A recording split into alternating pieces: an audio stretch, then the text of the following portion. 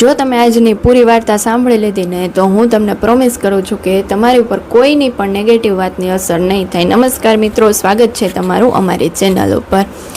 શું ક્યારેય તમારી સાથે એવું બન્યું છે કે તમે નવું સ્ટાર્ટઅપ કરવા જતા હોય, નવું કાર્ય કંઈક કરવા જતા હોય અને 5-7 લોકો આવીને કહે કે રેવા દે ને ભાઈ, તારાથી નહીં થાય, એમ કે આવું તો ઘણાએ ચાલુ કર્યું ને પછી બંધ કરી દીધું, કોઈને સફળતા નથી મળી, એમ આમાં બહુ કોમ્પિટિશન છે. અને તમે પણ એવું વિચારતા હોય કે આ લોકો કહે છે તો સાચું કે સફળતા નહીં મળે ને તો પછી આના આ જ લોકો દાંત કાઢશે ને જો, અને તમે તમારું સ્ટાર્ટઅપ માંડી વાળો છો.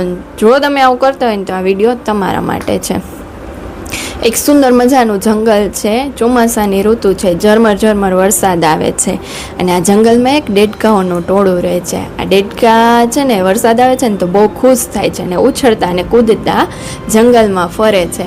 હવે દેડકા છે ને આ ટોળું એ સાથે ને સાથે હોય છે બધે, અને પોતપોતાની મસ્તીમાં આગળ ને આગળ વધતું જાય છે.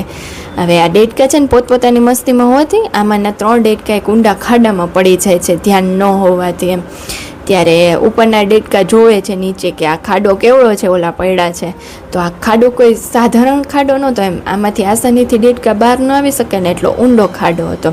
ત્યારે ઉપર ઊભેલા દેડકા છે ને એ ખાડામાં રહેલા દેડકાને એવું કહે છે કે હવે તો તમે કે આમાંથી કોઈ દિવસ બહાર નહીં નીકળી શકો, એમ તમારું બહાર આવવું અશક્ય છે, હવે તમારે એમાં ને એમાં જ રહેવાનું છે. ત્યારે અંદર રહેલા 3 દેડકા છે ને પ્રયત્ન ચાલુ કરે છે, કૂદકા મારે છે કે જો એ બહાર આવી શકે, પણ તો પણ એને સફળતા નથી મળતી. ત્યારે ઉપર ઊભેલા દેડકા એવું કહે છે કે રહેવા દો નહીં, કે તમારો જે પ્રયત્ન છે ને એ નિષ્ફળ જ જવાના છે, કોઈ દિવસ તમે બહાર નહીં આવી શકો.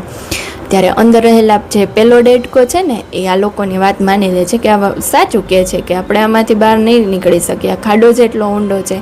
ત્યારે એ પેલો દેડકો છે ને પ્રયત્ન કર્યા વગર પોતાની હાર માનીને બેસી રહે છે, એ પોતાના મૃત્યુની રાહમાં બેસી રહે છે એક સાઈડ. જે બીજા 2 દેડકા છે ને એ પ્રયત્ન ચાલુ રાખે છે ને ઉપર રહેલા દેડકા સતત એવું કીધા રાખે છે કે રહેવા દો ને, કે તમે હાર માની લો, તમે આમાંથી બહાર આવી નહીં શકો, એમ પ્રયત્ન કરવા છતાં પણ તમે આવી નહીં શકો, નકામું તમારા હાડકા ભાંગશે. ત્યારે જે બીજો દેડકો છે ને એ થોડાક પ્રયત્ન પછી હાર માની લે છે અને એને એવું થાય છે કે આ લોકો સાચું જ કહે છે, એમ આટલા પ્રયત્ન કર્યા હોવા છતાં આપણે સફળતા નથી મળતી, હું બહાર નથી નીકળી શકતો, તો આ લોકો સાચું જ કહી રહ્યા છે. અને બીજો જે દેડકો છે ને એ પણ પેલા દેડકાની બાજુમાં પોતાના મૃત્યુની રાહે બેસી રહે છે.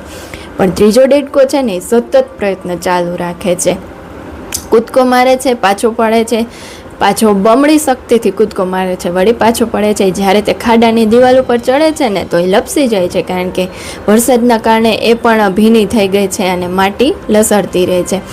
તો પણ આ દેડકો છે ને હાર નથી માનતો. ઉપર ઊભેલા દેડકા આમ બૂમો પાડે છે કે તું કે ગાંડો છે, કે તું કાંઈ ગાંડો છે, કે ઓલા 2 બેસી ગયા છે તો તુંય બેસી જા ને, કે ઓલા 2 ન નીકળી શક્યા તો તું શું કામ નીકળી શકવાનો, એમ તારાથી કાંઈ નહીં થાય, તું નીકળી શકા, તું ખોટા ઠેકડા મારે છે.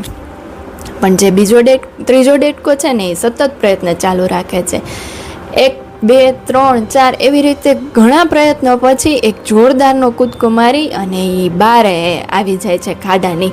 ત્યારે ઓલા દેડકા, ખાડાની અંદર રહેલા દેડકા અને ઉપર ઊભેલા દેડકા આશ્ચર્ય પામે છે કે અરે કે તું તો જોઈ કે તું તો કંઈક અલગ જ છે, કે અમે તને આટલી વાર ના પાડતા હતા છતાં તે પ્રયત્ન ચાલુ રાખ્યા. કે ત્યારે ઓલો દેડકો કાંઈ બોલતો નથી, એમ એની સામે જોયા રાખે છે અને દાંત કાઢે છે.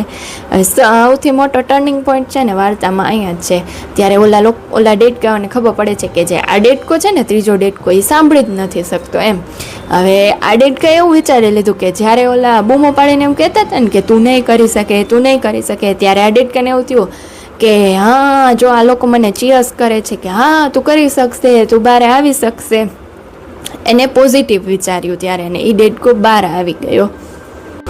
વાર્તા અહીંયા પૂરી નથી થતી, પણ આપણે એમાંથી એક શીખ મળે છે કે આપણું જીવન પણ ઊંડા ખાડા જેવું જ છે અને આપણી બાજુમાં રહેલા લોકો આવું ખાડાની ઉપર ઊભેલા દેડકા જેવા છે કે જે સતત આપણને એવું કહી રાખે છે કે તારાથી નહીં થાય તું મૂક ને, તારાથી નહીં થાય તું મૂક.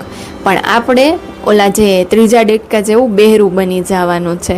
જ્યારે દુનિયા તમને એવું કહેશે ને કે તારાથી નહીં થાય, ત્યારે તમારે દેડકાની જેમ બહેરું બની જવાનું છે. તમારે ફક્ત તમારા ધ્યેય ઉપર જ ધ્યાન આપવાનું છે. લોકો ત્યારે પણ બોલશે કે જ્યારે તમે કાંઈ નહીં કરો, અને લોકો ત્યારે પણ બોલશે કે જ્યારે તમે કંઈક કરશો. કેમ કે લોકોનું કામ જ છે બોલવું, અને તમારું કામ છે તમારા ધ્યેય પ્રત્યે વફાદાર રહેવું અને તમારા વિચારો હંમેશા હકારાત્મક રાખવા. એક ખૂબ જ સુંદર વાત કે લોકો શું કહેશે ને એનાથી ફરક નથી પડતો, પરંતુ તમે તમારી જાતને શું કહેશો ને તમારી સફળતા અહીંયા નક્કી થાય છે. તો તમને આ વાર્તા કેવી લાગી ને જો તમને ખરેખર આ વાર્તા ગમી હોય તો કોમેન્ટમાં નેવર ગીવ અપ જરૂર લખજો, અને વધુ ને વધુ આ વિડીયો શેર કરજો, અને અમારી ચેનલને સબસ્ક્રાઈબ કરવાનું ભૂલતા નહીં. જય શ્રી કૃષ્ણ.